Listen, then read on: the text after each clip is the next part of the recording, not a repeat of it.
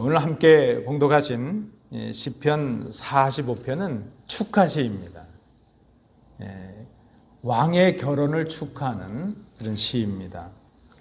근데 이 왕을 축하하거나 왕을 경배하는 그런 시를 시편에서 분류로는 제왕시 그렇게 말합니다.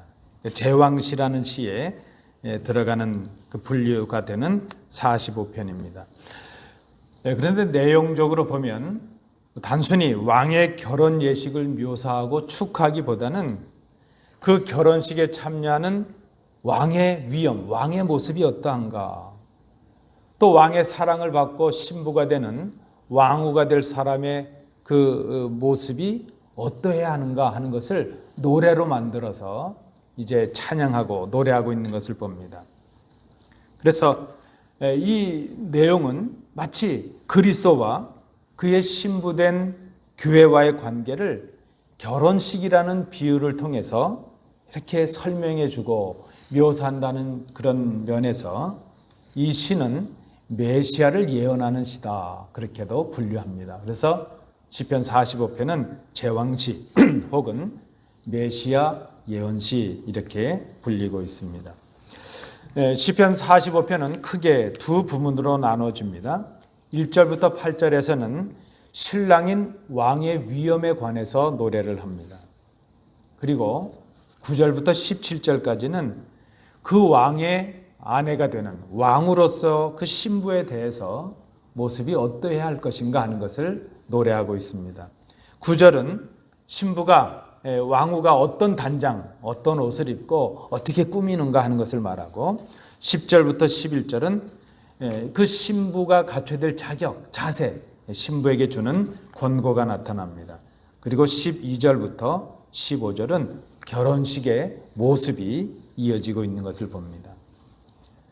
오늘 이 본문에서 말씀하고 있는 정결한 왕의 신부, 그 신부의 자격과 또 신부가 누리게 되는 영광이 무엇인가 하는 것이 오늘 본문에 나타납니다. 우리가 오늘 이 본문을 살핌으로 인해서 그리스도의 신부된 교회, 그렇죠?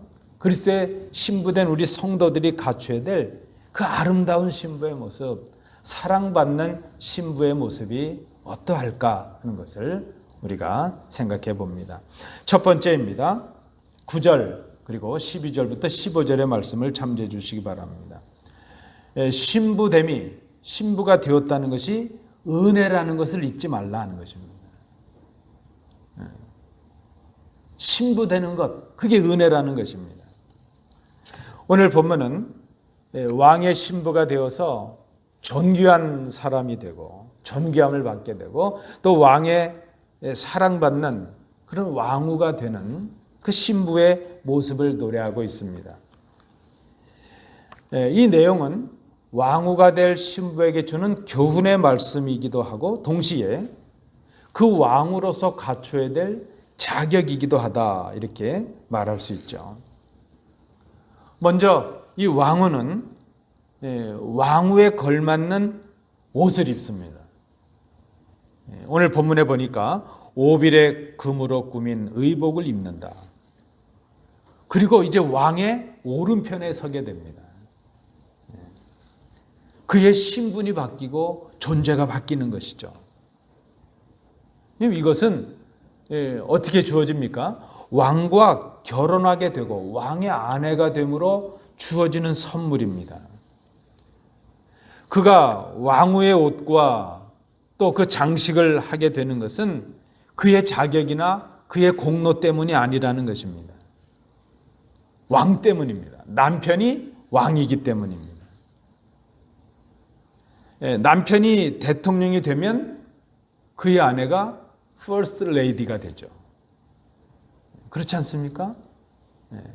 남편이 왕이면 아내가 왕후가 되죠. 왕비가 되는 것입니다. 죄인이었던 우리가 의인이 되고 하나님의 자녀로 신분이 바뀌었습니다. 우리가 왕 대신 그리스도의 신부가 되었기 때문입니다. 왕 대신 그리스도의 신부가 되니까 우리가 입고 있었던 죄의 옷을 다 벗어버렸습니다. 그리스도께서 입으시는 의의 옷을 우리가 입게 되었습니다. 그것이 우리의 공로나 우리의 수고 때문이 아니라 전적으로 그리스도를 통해 주신 선물이었다는 것입니다. 선물로 받았다, 거저 받았다. 그래서 우리는 그것을 은혜라 그렇게 말을 합니다.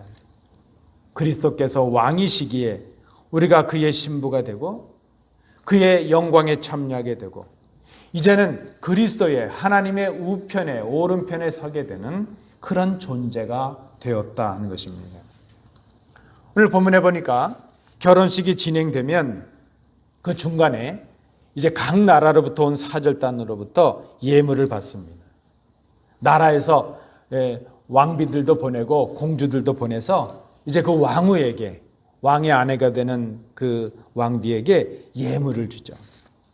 그리고 그 나라에 아주 유력한 사람들, 모든 귀족들까지도 다 나와서 왕비에게 머리를 조아리고 경배를 합니다. 왕비가 그 여인이었는데 존귀한 존재가 된 것입니다. 그리고 이제 그 왕비는 궁중에서 왕과 함께 거하죠.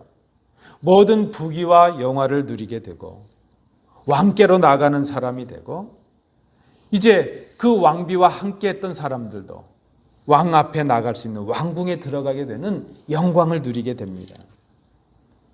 왕의 아내가 되니까 왕궁에서 왕과 함께 살게 된 것이죠.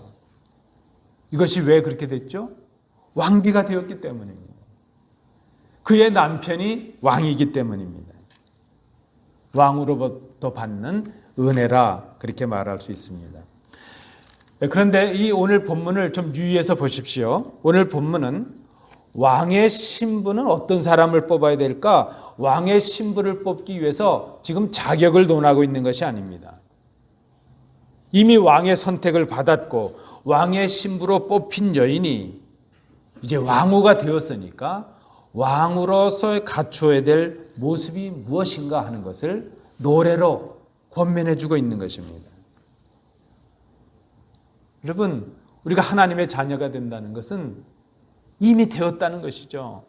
이미 그리스도의 신부가 되었다는 것, 그것을 우리가 기억해야 됩니다. 이스라엘을 기억해 보실까요? 이스라엘은 출애굽하였습니다. 그 광야를 지나는 동안에, 그리고 가나안에 이르러서 하나님께서 허락하셨던 그 풍족함을 누리는 동안 잊어버렸습니다. 뭘 잊어버렸을까요? 바로의 손에서 자신들을 구원해서 홍해를 건너게 하시고 광야를 지나게 하시고 가나안 땅에 이르게 하셨던 그 하나님의 은혜를 그들이 기억하지 못하였습니다. 바로의 종으로 살아가던 자신들의 신분을 바꾸어서 하나님의 백성이 되게 하시고 하나님의 자녀가 되게 하셨던 그 하나님의 사랑과 은혜를 그들이 기억하지 못하였습니다. 자신들의 불충과 불순종의 그 불신앙의 과거를 바꾸신 하나님의 그 마음, 하나님의 사랑을 그들이 거역하고 말았습니다. 여러분, 교회는 그리스도의 성도된 하나님의 백성된 교회는 그리스도의 십자가로 말미암아 그리스도의 정결한 신부가 되었습니다. 이것을 기억해야 됩니다. 하나님의 은혜로 우리가 주님의 신부가 된 것입니다. 결혼식은 축제이죠. 여러분, 결혼식은 축제 아닙니까? 잔치입니다. 그래서 예수님을 믿는다는 것, 그것은 잔치여야 합니다. 축제여야 합니다. 기쁨이어야 합니다. 우리가 죄인이었는데, 천한 사람들이었는데 그리스도의 신부가 되고 이제 왕궁에서 누리는 사람들이 되었다는 것. 그래서 날마다 예수 믿는 삶은 잔치의 삶이 되어야 합니다.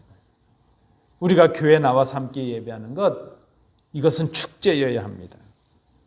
우리가 담대하게 하나님이 임재하시는 예배 자리에 나오게 된 것, 이것도 은혜입니다.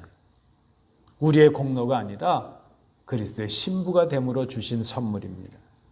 마치 왕비가 왕궁에 들어가서 함께 있는 것처럼 우리가 이제 주님과 함께 거하게 된 것입니다. 기억하십시오. 우리의 교회됨이 은혜임을 기억하는 성도들이 되어야 합니다. 두 번째입니다. 오늘 본문에서 우리가 받는 교훈, 아름다운 신부가 갖춰야 될 모습 또 한 가지는 신부는 은혜를 잊지 말아야 되는데, 두 번째는요, 잊어버릴 것은 잊어야 한다는 것입니다. 우리 성도들은 기억할 것은 기억해야 되지만 잊을 것은 잊어야 되겠습니다. 10절, 11절 상반절을 참조해 주시기 바랍니다. 10절 말씀해 보시면, 딸이여 듣고 보고 귀를 기울일지어다. 내 백성과 내 아버지의 집을 잊어버릴지어다. 이걸 우리식으로 쉽게 말하면요, 시집가면 친정을 잊어버리라는 거예요. 친정을 잊어버리라. 이 본문의 맥락에서 보면 아마 이 신부는 이스라엘 백성이 아닌, 이스라엘이 아닌 다른 나라에서 온 여인으로 보여집니다. 다른 나라, 다른 문화, 다른 신앙 아래서 살았던 지난날, 그 과거, 그 경험, 그것을 잊어버리라 하는 그런 교훈입니다. 심지어 두고 온 아버지의 집, 자신의 고향까지도 잊으라, 그렇게 말합니다. 출애굽했던 이스라엘 백성들을 기억해 보십시오. 이스라엘 백성들은 광야에서 마실 물이 좀 없고 힘들어지니까 그들은 애굽에서 자기들이 종살이 할 때 누렸던 고기 가마를 그리워했습니다. 종으로 살았던 그 풍족함을 오히려 기억하고 애굽으로 돌아가려고 했습니다. 모압 여인 룻이 이스라엘 사람 시어머니 나오미를 따르려 할 때에 그가 이렇게 고백을 합니다. 룻기 1장 16절 말씀에 보니까 어머니의 백성이 나의 백성이 되고 어머니의 하나님이 나의 하나님이 될 것입니다. 이제 그가 어머니를 따라가면서 더 이상 자신의 고향, 자신의 가족들을 기억하지 않겠다는 것입니다. 어머니의 백성이 나의 백성이 되고 어머니가 믿는 하나님이 내가 믿는 하나님이 될 것입니다. 바로 그 말입니다. 여러분, 우리는 옛일에 좀 과거에 집착하는 경향들이 좀 있으시죠? 과거에 내가 이룬 공적, 내 공로들, 그리고 과거에 내가 했던 그 경험들, 그런 것들을 자랑하려는 마음이 우리 가운데 있습니다. 반면에 우리는 과거의 실패나 부끄러움은 감추려고 하죠. 우리는 과거에 대해서 그렇게 상반된 그런 모습을 가지고 있습니다. 어떤 것은 들춰내려고 하고 어떤 것은 숨기려 하죠. 그렇게 긍정적인 것이든 부정적인 것이든 우리는 과거를 잊을 필요가 있다는 것입니다. 그것은 주님 없이 살았던 과거의 영향력으로부터 벗어나는 것을 말합니다. 굳이 우리가 과거를 생각하면서 기억해야 될 것이 있다면 우리를 인도하셨던 하나님의 은혜입니다. 우리가 기억할 것은 은혜밖에 없어요. 내 자랑, 심지어 내 부끄러움까지도 다 잊어버리라 하는 것입니다. 신랑 되신 우리 예수님께서 우리의 과거의 모든 죄와 허물을 다 도말해 주셨습니다. 제거해 주셨습니다. 그리고 우리를 당신의 신부로 삼으셨습니다. 그리스도의 신부된 우리가 할 일이 무엇이라고요? 과거를 잊어버리는 것입니다. 주님 없이 살았던 나의 지난 날들을 다 잊어버리는 것입니다. 하나님의 백성이 되고 하나님의 신부가 되었다면 이제는 전에 내가 주인처럼 섬기던 이 모든 것들을 다 잊어버리고 살아야 됩니다.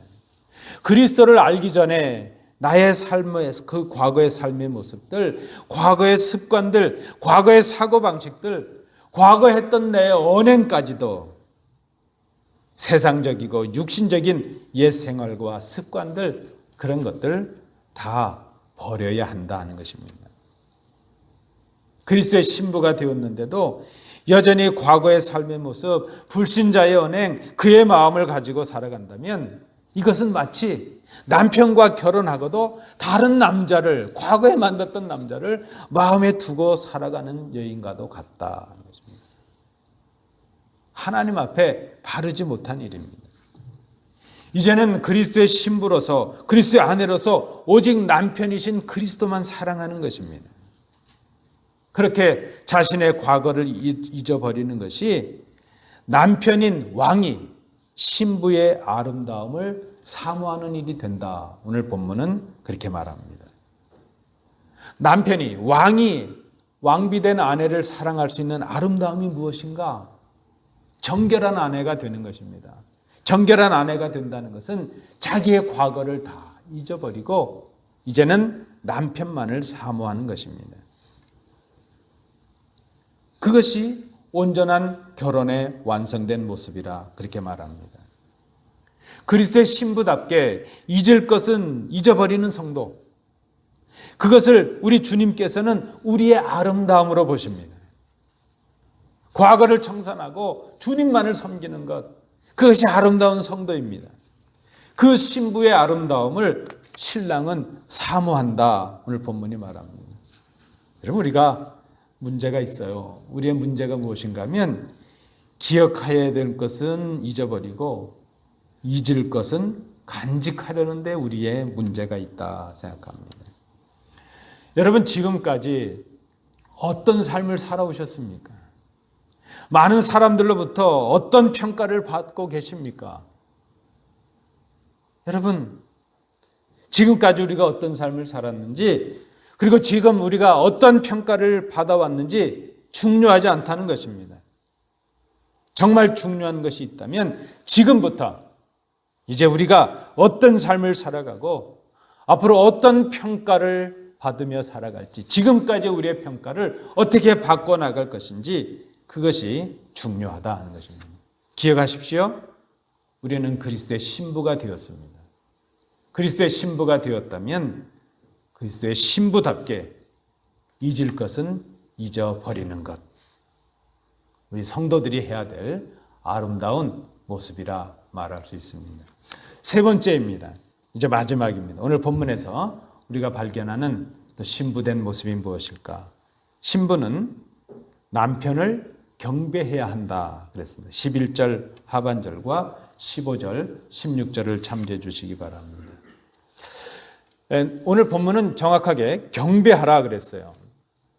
높이라는 말입니다. 높이라. 남편을 경배해야 될 이유가 무엇인가? 그 남편이 주인이기 때문이라는 것입니다. 오늘 본문이 말씀합니다.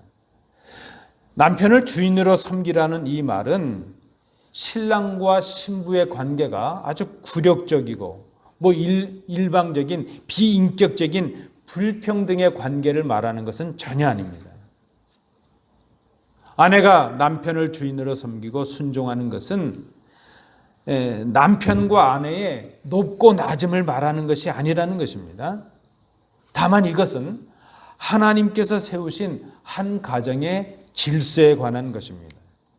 한 가정의 가장은 하나님께서 세우신 축복의 통로입니다.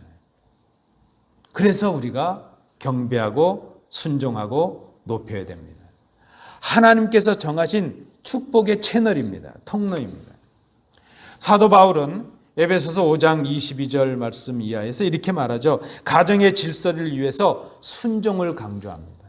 남편을 경배하는 것, 남편을 높이는 그 길이 무엇인가? 남편을 주인으로 섬기는 그 한 방법이 무엇인가?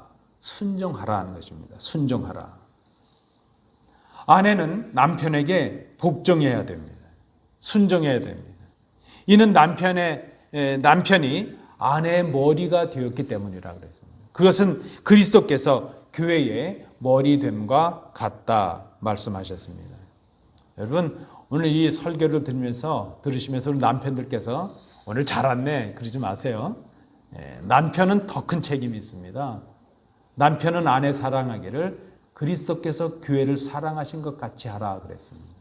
그 말이 무엇입니까? 목숨 걸고 죽기까지 사랑하라는 겁니다. 아내에게는 목숨 걸란 말까지는 안 하셨어요. 근데 남편은 목숨 걸고 사랑해야 됩니다.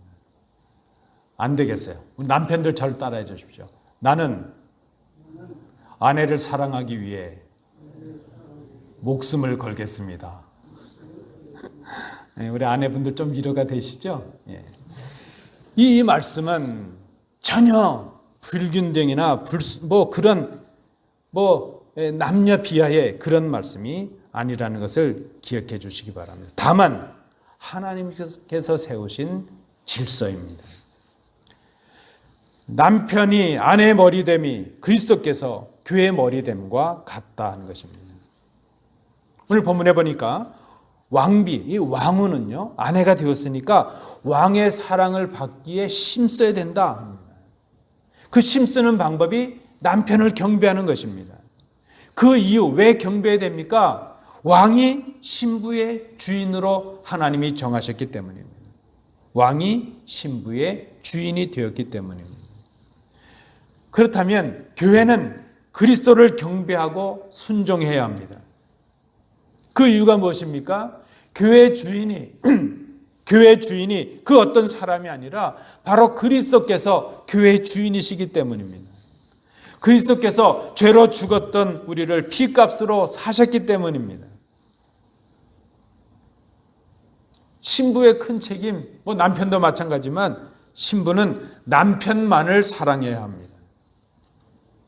신부가 남편을 사랑하는 것은 그를 높이고 순종하는 것을 말합니다. 교회가 그리스도를 섬기는, 그리스도를 주인으로 섬기는 가장 귀한 모습이 무엇일까? 그 주님을 높이는 것입니다. 높이는 그 길이 무엇이죠? 그 이름을 찬양하는 것입니다. 예배하는 것입니다. 여러분, 오늘 이 예배 자리에 나오셨는데 잘하셨습니다. 예배는요, 그리스도를 사랑하고 높이는 가장 귀한 모습입니다. 예배를 경홀히 여기지 마십시오. 예배가 우리 주님께 드리는 가장 큰 경배가 되고 가장 큰 순종이 된다는 것입니다. 그리고 참된 예배는 삶으로 이어집니다. 그것은 그의 말씀을 사랑함으로 순종하게 되는 것을 말합니다. 교회는 신부로서 헌신과 충성을 다해야 합니다. 주님이신 그 주인의 뜻에 온전히 순종하는 것입니다. 자, 그런데 오늘 본문을 다시 보실까요? 오늘 본문에 보면 왕은 자기가 살고 있는 왕궁에서 기다리고 왕후가 된 신부는 왕에게로 나아갑니다. 마치 우리가 예배를 드리기 위해서 주님 앞으로 나오는 주의 전에 오르는 우리의 모습과도 같습니다. 그런데 그 왕의 은혜를 입은 왕후는 왕 앞에 나갈 때 혼자 나가는 것이 아닙니다. 신부와 함께하는 사람들까지 모두 함께 데리고 왕궁으로 가고 왕에게로 나아갑니다. 14절, 15절을 제가 읽어드립니다. 시종하는 친구 처녀들도 왕께로 이끌려 갈 것이라. 그들은 기쁨과 즐거움으로 인도함을 받고 왕궁에 들어가리로다. 그리스도의 은혜로 정결한 신부가 된 성도들은 주님께, 그 왕께, 신랑에게 나아가는데 혼자만 나가는 것이 아닙니다. 많은 사람들을 주님께로 인도하는 그런 순종과 경배의 사람이 된다는 것입니다. 오늘 본문 16절 말씀에도 보십시오. 왕비를 통해 얻은 왕의 아들들은 이제 왕의 뒤를 이어서, 그 조상들의 뒤를 이어서 세상들의 통치자가 될 것이라는 것을 말씀합니다. 신부로서 왕후는 남편의 자녀들을 출산함으로 왕을 높이는 것입니다. 연약한 여성이 왕의 신부가 되고 그의 존재와 신분이 바뀌고 왕의 영광에 참여하는 사람이 되고 많은 사람들을 그 왕의 영광에 함께 참여해서 경배하는 사람들로 만들어가고 그리고 자신이 스스로 그 왕의 후손을 출산함으로 왕을 높이는 그런 모습을 하게 됩니다. 우리 예배 후에 우리 이제 최은숙 집사님 또 출산을 앞두고 기도하고 축하하는 시간도 있을 텐데 제가 아무리 생각해 봐도 그래요. 여인이 어머니가 되는 것은 위대한 변화입니다. 하나님의 은혜입니다. 그렇죠?